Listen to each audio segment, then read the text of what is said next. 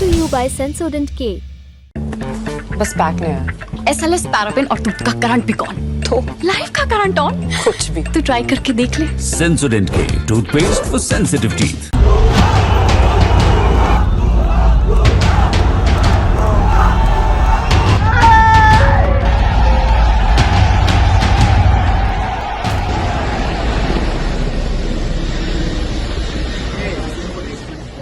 दिन भर की गहमा गहमी के बीच टीवी चैनलों पर एक कोड सामने आया, AJAX 1431।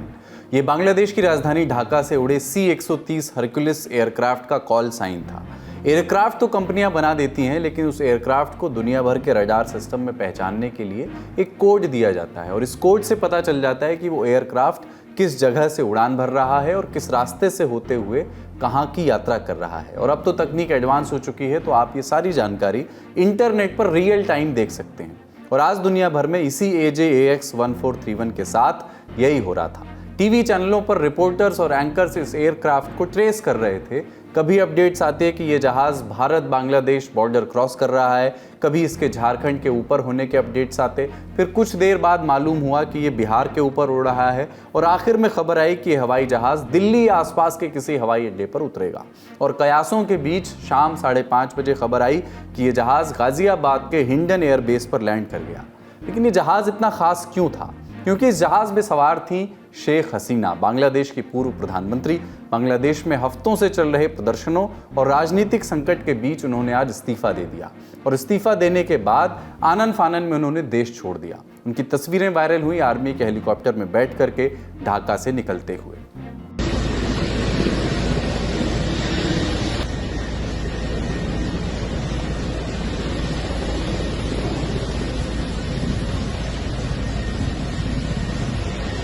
उनके इस्तीफे के बाद बांग्लादेश के थल सेना प्रमुख ने ऐलान किया कि सेना जल्द से जल्द बांग्लादेश में अंतरिम सरकार बनवाएगी।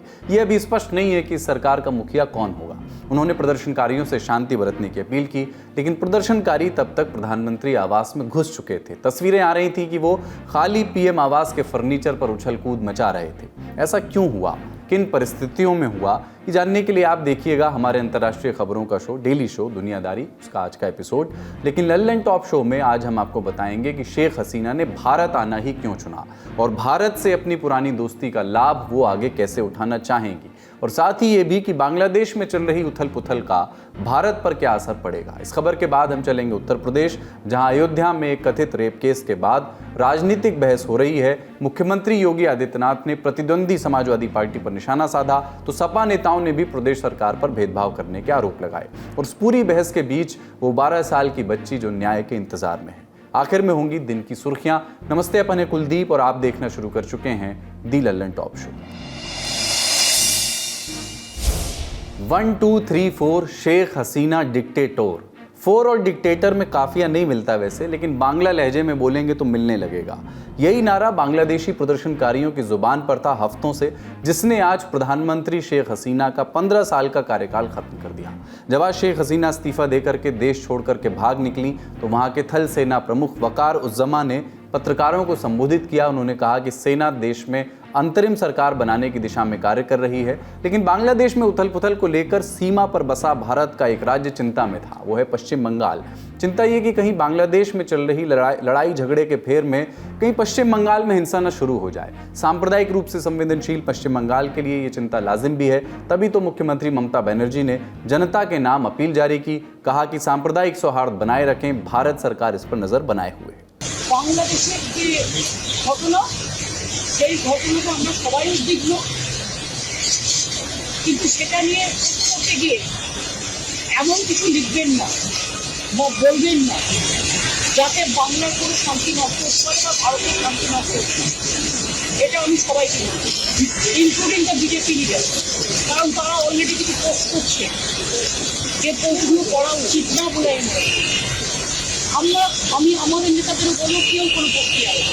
लेकिन ममता बनर्जी ही इस पूरे मसले को लेकर के चिंतित नहीं थी। देश के दूसरे नेता भी बांग्लादेश के तनाव और नए बदलावों को लेकर के चिंतित दिखाई दिए।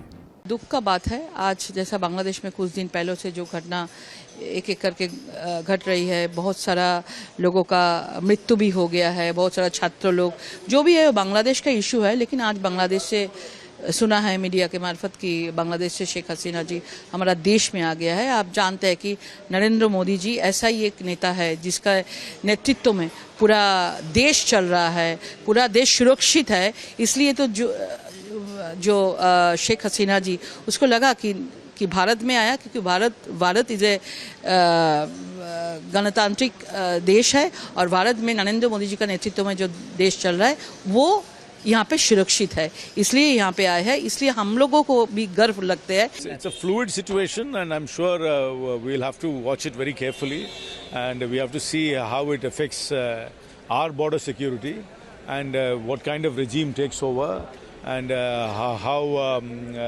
amenable they will be with us for our interest. We got to see. I hope there is no influx of refugees coming in from Bangladesh to India because of the destabilized situation there. लेकिन सवाल ये है कि हसीना ने भारत आना चुना क्यों? दरअसल बीते कई दशकों से भारत और बांग्लादेश के बीच बढ़िया संबंध हैं, बल्कि पड़ोसियों में सबसे अच्छे रिश्ते हमारे बांग्लादेश से ही रहे हैं। खबरों के मुताबिक हसीना ने अपने प्रधानमंत्री कार्यकाल में बांग्लादेश के ऐसे कई उग्रवादी गुटों पर कार्रवाई की जिनका आधिकारिक स्टैंड भारत के खिलाफ प्रोपेगेंडा करना था। वहीं हसीना ने अपने ही कार्यकाल में भारत को ट्रांजिट एक्सेस दिया। दरअसल शेष भारत से पूर्वोत्तर के राज्यों में सामान वगैरह पहुंचाने के लिए पहले पश्चिम बंगाल के सिलीगुड़ी के पास मौजूद चिकन नेक का इलाका इस्तेमाल में लाना पड़ता था। अंतर्राष्ट्रीय बंदिशों के चलते बांग्लादेश के किनारे किनारे ट्रैवल करना पड़ता था, जिससे समय और पैसे की बर्बादी होती थी। जब साल 2022 में हसीना भारत आई थी तो उन्होंने कहा भी था कि कैसे भारत की मदद की वजह से ही साल 1971 में बांग्लादेश को आज़ादी मिली थी। और आपने देखा ही है कि कैसे बीते दिनों में भारत के प्रधानमंत्री नरेंद्र मोदी बांग्लादेश का और बांग्लादेश की तत्कालीन प्रधानमंत्री शेख हसीना भारत का कई बार दौरा कर चुकी हैं। भारत बांग्लादेश रिश्तों को हमने एक्सपर्ट से और विस्तार से समझा। ये इंडिया और बांग्लादेश के बीच में 2008 के बाद जब से शेख हसीना जी आई थी, when she taken power in Bangladesh, उसके बाद से हमारे रिलेशनशिप्स अच्छे ही रहे हैं, बढ़ते ही गए हैं, स्ट्रॉन्गर होते गए हैं, क्योंकि शेख हसीना ने भी एक बहुत इम्पोर्टेंट एफर्ट किया था हमारे तरफ। वो है हमारे जितने नॉर्थ ईस्ट रीजन के जो इंसर्जेंट्स थे, जो बांग्लादेश को यूज करते थे टू ऑपरेट इन इंडिया, उनको उनने जैसे ही वो आई थी 2008 में 2009 तक उन्हें हैंड ओवर कर दिया था इंडिया को। तो जो हम नॉर्थ ईस्ट में देखते हैं जो रीजन में इंसर्जेंसी कम हुई है, उसमें उनका भी एक बहुत महत्वपूर्ण एफर्ट रहा है और एक कंसर्टेड एफर्ट रहा है, क्योंकि वो एक स्ट्रैटेजी के विदाउट अ स्ट्रैटेजी, विदाउट कोई तरीके का पॉलिटिकल ब्लेम गेम खेले बिना इतना बड़ा मूव लेना इंडिया के लिए पॉसिबल नहीं होता कि अपने आप ये इंसर्जेंसी खत्म की जाए। वहां से हमारा रिलेशनशिप बढ़ता गया है, वहां से हमारा रिलेशनशिप स्ट्रॉन्गर होता गया है और शेख हसीना ऑलवेज बड़ी प्रो इंडिया रही है। इसमें अगला सवाल ये है कि चूंकि शेख हसीना सत्ता से बाहर हैं और अपने देश से भी बाहर हैं, तो भारत से अपनी मैत्री का वो लाभ किस तरह से उठाना चाहेंगी? ये बात जरूर है कि she has been a friend to India. India उनको सिक्योरिटी देगी, उनको सेफ्टी देगी जब तक वो इंडियन सॉइल पे है।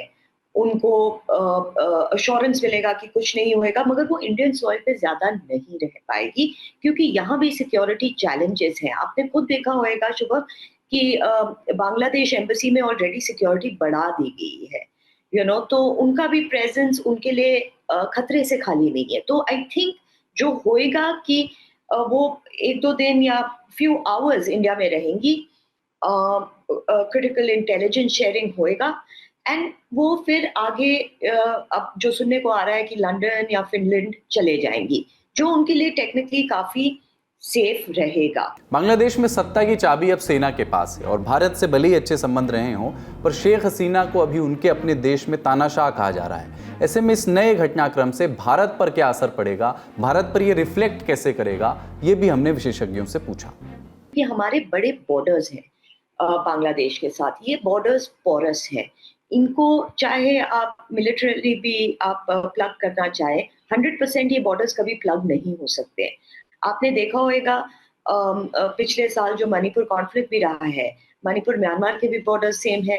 तो ये हमारा पूरा एक बॉर्डर इशू बनता है जिसमें इलीगल इमिग्रेशन हुआ है पहले भी और अब वापस बढ़ सकता है, क्योंकि अगर रेडिकल पार्टीज बांग्लादेश में एक्टिव हो जाए तो ये नेचुरल सी बात है कि एक मूवमेंट रहेगा माइग्रेशन का जो इंडिया की तरफ बढ़ेगा, और इसको 100% हम रोक नहीं पाएंगे। नंबर 2 शुभम, अब हर इलीगल इमिग्रेंट रेफ्यूजी नहीं होता है। उस इमिग्रेशन में अगर कोई रेडिकल फोर्सेस या कोई एंटी इंडिया एजेंट्स अगर उसमें इंडिया के अंदर आ गए तो ये हमारे लिए एक सिक्योरिटी चैलेंज बन सकता है। नंबर 3 प्रॉब्लम यही रहेगा कि इंसर्जेंसी का, अगर रेडिकल फोर्सेस आए, ये रेडिकल फोर्सेस जितने बांग्लादेश में है वो ISI सपोर्टेड है, तो इंसर्जेंसी नॉर्थ ईस्ट में बढ़ सकता है over a period of time. Of course India जैसा देश है, we believe in keeping good relations with our neighbours, तो चाहे कोई भी गवर्नमेंट आए हम प्रोएक्टिव रहेंगे, हमारा कम्युनिकेशन डायलॉग बढ़ता रहेगा, and we would want to have good relations with our neighbors. फिर से बता दें आपको कि इस पूरे मुद्दे की डिटेल्स आप समझ सकते हैं आज के दुनियादारी के एपिसोड में। अब चलते हैं अगली बड़ी खबर की ओर। अब बात अयोध्या में नाबालिग बच्ची से कथित रेप केस की, जो उत्तर प्रदेश में राजनीतिक लड़ाई की वजह बन गया है। योगी आदित्यनाथ की सरकार और भाजपा के नेताओं के निशाने पर हैं समाजवादी पार्टी के फैजाबाद के सांसद अवधेश प्रसाद, क्योंकि अयोध्या रेप केस के आरोपी मोईद खान की अवधेश प्रसाद के साथ कुछ तस्वीरें वायरल हो रही हैं। इसे लेकर के भाजपा हमलावर है और विपक्षी योगी सरकार पर भेदभाव के आरोप लगा रहे हैं। लेकिन इस पूरी बहस को समझने के लिए पहले इस केस को समझ लेते हैं। मामला अयोध्या के थाना पूरा कलंदर के भदरसा क्षेत्र का है। इस केस में पीड़िता की उम्र महज 12 साल है। वो 4 बहनों में सबसे छोटी है। चारों बहनें अपनी मां के साथ रहती हैं। पिता का 2 साल पहले निधन हो चुका है। घर चलता है मजदूरी से। बात 2.5 महीने पहले की है, तब पीड़िता धान के खेत में धान रोपाई की मजदूरी करती थी। घटना की शाम बच्ची रोपाई का काम खत्म करके घर लौट रही थी। रास्ते में उसे राजू खान नाम का लड़का मिला। राजू ने पीड़िता से कहा कि उसे बेकरी वाले मोईद खान बुला रहे हैं। आरोप है कि बच्ची जब बेकरी पहुंची तो मोईद खान ने उसके साथ रेप किया। कहानी यही नहीं रुकी। इल्जाम ये भी है कि जब मोईद रेप कर रहा था तब राजू इस घटना का वीडियो बना रहा था। बाद में इस वीडियो को दिखा करके बच्ची को ब्लैकमेल किया गया और अगले 2.5 महीने तक बच्ची से रेप किया जाता रहा। खबरों के मुताबिक 2-2.5 महीने बाद बच्ची ने अपने घर में शिकायत की कि उसे पेट में दर्द है। घर वाले डॉक्टर के पास ले गए। डॉक्टर ने जांच में बताया कि बच्ची गर्भवती है। इसके बाद सारा मामला खुल करके सामने आ गया। आइए सुनते हैं पीड़िता के घर वालों को, जिन्होंने घटना की पूरी कहानी बताई। हमारे बेटे बेकरी में गए, खेते में गए काम करे, काम करके लौटे है बेकरी से। माँ कहीं ना मोईद तो राजू कहीं तोस ले जाओ, तोस के बहाना हमारे बेटिया का बलात्कार किया है। तो आप आरोप लगा रहे हैं कि मोईद खान ही इस पूरी घटना के पीछे आरोपी है? हाँ, पूरा घटना मोईद खान। बेटिया ने आपको क्या बताया? बेटिया हमारे बताई से हम कहते फिर अपन दवा पाती कराओ, नहीं ठीक हुआ तो फिर जांच कराए तो थाना गए। तो पुलिस ने क्या कहा फिर? कार्रवाई करे। कार्रवाई की है। आपको आप पर दबाव भी क्या बनवाया गया था पार्टी नेताओं द्वारा? कुछ नहीं। सपा ने कोई दबाव नहीं बनवाया था? नहीं। ये तो केस हो गया। अब बात करते हैं एक्शन की। 30 जुलाई के दिन मोईद खान और उसके सहयोगी राजू खान को अरेस्ट कर लिया गया। 1 अगस्त को उत्तर प्रदेश विधानसभा में मुख्यमंत्री योगी आदित्यनाथ ने इस मामले पर टिप्पणी की। उन्होंने क्या कहा वो सुनिए। आपका एक्टिव मेंबर है, आपके सांसद के साथ बैठ रहा है, खा रहा है, उनके साथ चल रहा है, लेकिन इस प्रकार के, और यह अति पिछड़ी जाति से जुड़े हुए एक बालिका से जुड़ा हुआ मामला है और इस प्रकार की घटिया हरकत में वह लिप्त है, लेकिन तब भी उसको हल्केपन से उड़ाने का काम होता, यानी हल्केपन से लेने का काम होता है। ये घटनाएं क्या दिखाती है? इस प्रकार के अपराधियों को आप कहते हैं साहब गोली मार रहे हैं, क्या माला पहनाएंगे क्या? जो प्रदेश के व्यापारी और बेटी की सुरक्षा में सेल लगाने का काम करते हैं, जो प्रदेश के अंदर अराजकता पैदा करके सामान्य लोगों का जीना हराम करते हैं। मेरा दायित्व बनता, मैं यहां नौकरी करने नहीं आया हूं, कतई नहीं। मैं यहां पे इस बात के लिए आया हूं कि अगर वो करेगा तो भुगतेगा भी फिर। इसके अलावा 4 अगस्त को अयोध्या प्रशासन ने मोईद खान की बेकरी पर बुलडोजर चला दिया। कारण बताया गया अवैध निर्माण। इसके अलावा मोईद खान की अन्य संपत्तियों की जांच भी की जा रही है। मुख्यमंत्री योगी आदित्यनाथ ने रेप पीड़िता और उनकी मां से मुलाकात की। इस मुलाकात में कड़ी कार्रवाई और उचित स्वास्थ्य व्यवस्था का आश्वासन उन्हें दिया गया। और दूसरी ओर इस मामले में राजनीति भी शुरू हो गई है। आरोप प्रत्यारोप। आरोपी मोईद खान पर आरोप है कि वो फैजाबाद के सांसद अवधेश प्रसाद का करीबी है। फिर ये बात भी पता चली कि वो सपा का कोई छोटा मोटा नेता नहीं है, बल्कि भदरसा का नगर अध्यक्ष है। उसका नाम जमीन हड़पने के कई इल्जामों में लिया जाता रहा है। साथ ही साल 2012 में उस पर भदरसा में ही सांप्रदायिक दंगा भड़काने का मुकदमा चला था। इस केस में वो जेल भी गया था और जमानत पर फिर बाहर आ गया। जब बात चली करीबी होने की तो सपा सांसद अवधेश प्रसाद का बयान भी इस मामले में सामने आया। जो भी आरोपी है, जो भी कल्प्रिट है, उसके खिलाफ कानून में जितनी कड़ी से कड़ी सजा हो, कड़ी से कड़ी सजा हो, सजा दिलाई जाए और जो भी आरोपी हो यहाँ तक उसको फांसी दिलाई जाए। और हाँ, पार्टी बता रहे हाँ, सुनिए पार्टी ने एक उच्च स्तरीय कमेटी का गठन कर लिया है और ये कहा गया है बहुत जल्दी से जल्दी बिना अनावश्यक विलंब के अपनी रिपोर्ट दे और रिपोर्ट के आधार पर कार्रवाई की जाएगी। उसमें देरी नहीं लगेगी, विलंब नहीं लगेगी, अनावश्यक विलंब नहीं है और दूध का दूध, दूध का पानी हो जाएगा। वहीं सपा प्रमुख अखिलेश यादव ने भी आज मीडिया से बात की और योगी आदित्यनाथ सरकार पर इल्जाम लगाए। चुनाव से पहले भारतीय जनता पार्टी षड्यंत्र करना चाहती है चुनाव से पहले, और उनका लक्ष्य पहले दिन से रहा है कि समाजवादियों को कैसे बदनाम किया जाए और खास कर के मुसलमानों को लेकर के उनकी जो सोच है वो अनडेमोक्रेटिक है, अनकॉन्स्टिट्यूशनल है। ये सोचिए एक मुख्यमंत्री योगी, तो इसका मतलब ये है कि अगर कोई योगी अगर वो लोकतंत्र पर भरोसा नहीं करता है और कॉन्स्टिट्यूशन पर भरोसा नहीं करता, वो योगी नहीं हो सकता है। सपा प्रमुख के आरोपों का जवाब दिया भाजपा के नेताओं ने। और जो कुछ वहां हुआ है इस बारे में भी सब जानते हैं कि वो व्यक्ति कौन है, किसका संरक्षित व्यक्ति है और किस पार्टी से रिलेटेड है। वो वहां लगभग 10-12 साल से समाजवादी पार्टी का ही सदस्य है और अध्यक्ष भी है, बताया जा रहा है कि वहां का नगर का अध्यक्ष भी है। तो आप अगर उस पर कोई इल्जाम आया है, किसी महिला ने इल्जाम लगाया है, तो ये डीएनए कराने की बात आज आपको कैसे याद आ रही है? आपने अपनी सरकार में डीएनए कितने करा लिए? और अगर ऐसी ही कोई परेशानी की बात है तो आप उसको आने दीजिए सामने है और आकर सामने बात हो ना, अदालत के सामने जाइए, अदालत को फेस करिए। आप तो सब चीजों में उठाकर कि ये मुसलमान विरोधी हैं, ये संविधान विरोधी हैं, सब कुछ आप ही लोग करते हैं। हालिया अपडेट्स के मुताबिक पीड़ित बच्ची को अब लखनऊ के केजीएमयू के क्वींस मैरी हॉस्पिटल में लाया गया है। खबरों के मुताबिक डॉक्टरों की निगरानी में बच्ची का उच्च स्तरीय स्वास्थ्य संबंधी जांच की जाएगी। इस खबर में जो भी अपडेट्स आगे आएंगे ललन टॉप आप तक पहुंचाता रहेगा। अब चलते हैं सुर्खियों की ओर। पहली सुर्खी सुप्रीम कोर्ट से आई है। दिल्ली में 3 यूपीएससी अभ्यर्थियों की मौत के मामले में सुप्रीम कोर्ट ने दिल्ली और केंद्र सरकारों को नोटिस दिया है। कोर्ट ने कोचिंग सेंटर्स को डेथ चैम्बर्स कहा है जो बच्चों की जिंदगियों के साथ खेल रहे हैं। सुप्रीम कोर्ट के जस्टिस सूर्यकांत और जस्टिस उज्जवल भुइयां की बेंच ने कहा कि ये जगहें डेथ चैम्बर्स बन गई हैं। ये कोचिंग सेंटर्स एक गरिमापूर्ण जीवन और सुरक्षा के बुनियादी नियमों का पालन नहीं करते हैं तो उन्हें ऑनलाइन मोड में चलाया जाना चाहिए। ये कोचिंग सेंटर्स बच्चों की जिंदगियों के साथ खेल रहे हैं। बीते शुक्रवार को दिल्ली हाईकोर्ट ने ओल्ड राजेंद्र नगर कोचिंग हादसे के बाद कहा था कि जिन कोचिंग सेंटर्स के पास फायर एनओसी नहीं है उन्हें बंद कर दिया जाए। हाईकोर्ट के आदेश को कोचिंग फेडरेशन ऑफ इंडिया ने सुप्रीम कोर्ट में चुनौती दी थी। दिल्ली हाईकोर्ट के आदेश को चुनौती देने पर सुप्रीम कोर्ट ने कोचिंग सेंटर फेडरेशन के अध्यक्ष, सचिव और कोषाध्यक्ष पर 1 लाख रुपए का जुर्माना लगाया।